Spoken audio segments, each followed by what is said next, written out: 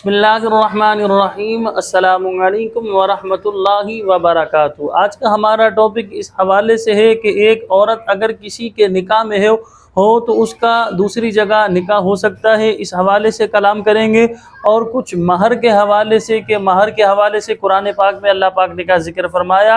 ये 5वां सिपारा है, सूरह निसा है, इसकी आयत नंबर 24 है। अल्लाह पाक इरशाद फरमाता है वल मुहसनातु मिनन निसाई इल्ला मा मलकत अयमानुकुम किताबल्लाहि अलैकुम व उहिल्ला लकुम मा वराअ ज़ालिकुम अन तबतगू बि अमवालिकुम मुहसिनीन गैरा मुसाफिहीन फमस्तमतअतुम बिही मिनहुन्न फआतूहुन्न उजूरहुन्न फरीदा वला जुनाह अलैकुम फीमा तरादयतुम बिही मिन बअदिल फरीदा इन्नल्लाह काना अलीमन हकीमा।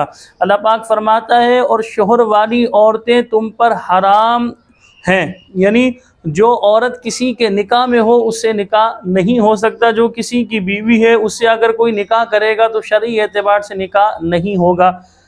फिर आगे इस्तिस्ना किया सिवाय काफिरों की औरतों के जो तुम्हारी मिल्क में आ जाए। ये मैं आगे अभी तफसील बताऊंगा वो किस तरह मिल्क में आ जाए।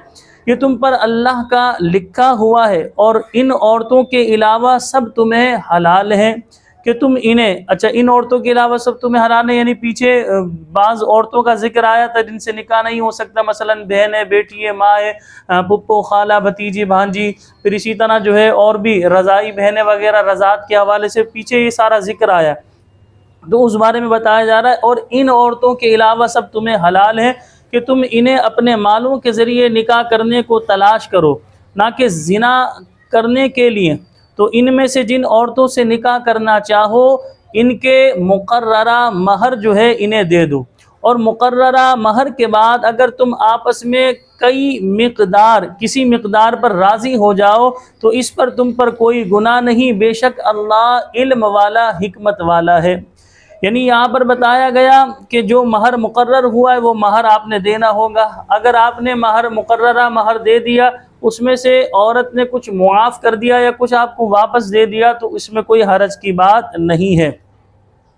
अब यहाँ पर देखिए, यहाँ पर जो इस हवाले से जिक्र किया जा रहा है इन औरतों का बयान जारी है जिनसे निकाह हराम है। यहाँ बताया जा रहा है कि वो औरत जिसका जो है शोहर हो वो दूसरे मर्द पर उस वक्त तक हराम है जब तक पहले के निकाह या उसकी इद्दत में हो। अलबत्ता काफिरों की वो औरतें जिनके मुसलमान मालिक बन जाएं वो इनके लिए हलाल है। अब इसकी सूरत क्या है? इसकी सूरत ये है कि मैदान जंग से कुफ़ार की औरतें गिरफ़्तार हों और इनके शोहर जो है वो दारुल हर्ब में हो तो बादशाह इस्लाम या लश्कर का मजाज अमीर इन औरतों को मुजाहिदीन में तकसीम कर दे, और जो कैदी औरत जिस मुजाहिद के हिस्से में आए वो उसके लिए हलाल है। कि मुल्क मुख्तलिफ होने की वजह से इनका साबिक़ा निकाह जो है ख़त्म हो गया, मिल्क मुख्तलिफ होने की वजह से इनका साबिक़ा जो है निकाह ख़त्म हो गया। वो औरत अगर हामिला है तो वज़े हमल के बाद, वरना 1 माह हवारी आ जाने के बाद इससे हम बिस्तरी कर सकता है। अब यहाँ पर जो फरमाया गया अन तबतगू बि अमवालिकुम, तुम अपने मालों के ज़रिए तलाश करो। औरत से निकाह महर के बदले में किया जाए और इस निकाह से मकसूद महज जो है लज्जत नफ्स और शहवत पूरा करना ना हो, बल्कि औलाद का हुसूल, नस्ल की बका और अपने नफ्स को हराम से बचाना मकसूद हो। यहाँ ज़ानी को तंबीह की जा रही है क्योंकि इसके पेश नज़र ये बातें नहीं होती, बल्कि उसका मकसूद वो सिर्फ़ नफसानी ख्वाहिश की तकमील होता है और यूँ वो अपने नुत्फ़े और माल को ज़ाया करके दीन और दुनिया के खसारे में गिरफ़्तार हो जाता है। महर के हवाले से ज़िक्र आया था, उसकी चंद तफसील आप समाअत फरमा लें। महर की कम अज़ कम मिक़दार 10 दिरहम है। चांदी में इसका वज़न 2 तोले 7.5 माशा है। इसकी जो कीमत बनती है वो महर की कम अज़ कम मिक़दार है, ज़्यादा की कोई हद नहीं। बाहमी रज़ामंदी से जितना चाहे महर मुकर्रर किया जा सकता है, अलबत्ता लेकिन ये ख्याल रखें कि महर इतना मुकर्रर करें जितना दे सकते हैं। यानी कम अज़ कम शरीयत मुताहरा ने महर की मिक़दार बयान कर दी, 2 तोला 7.5 माशा चांदी है, इससे महर कम नहीं हो सकता। ज़्यादा करना चाहे तो अपनी रज़ामंदी से आप ज़्यादा कर सकते हैं, लेकिन इतना ज़्यादा रखें जितना जो है मर्द दे सकता हो। महर का माल होना ज़रूरी है, और जो चीज़ माल नहीं वो महर नहीं बन सकती। मसलन महर ये ठहरा कि शोहर जो है औरत को कुरान मजीद या इल्म दीन पढ़ा देगा, तो इस सूरत में महर मिथिल वाजिब होगा। यानी ये महर नहीं हो सकता कि महर रख दिया कि भाई शोहर जो है औरत को कुरान पढ़ाएगा या इल्म दीन पढ़ाएगा।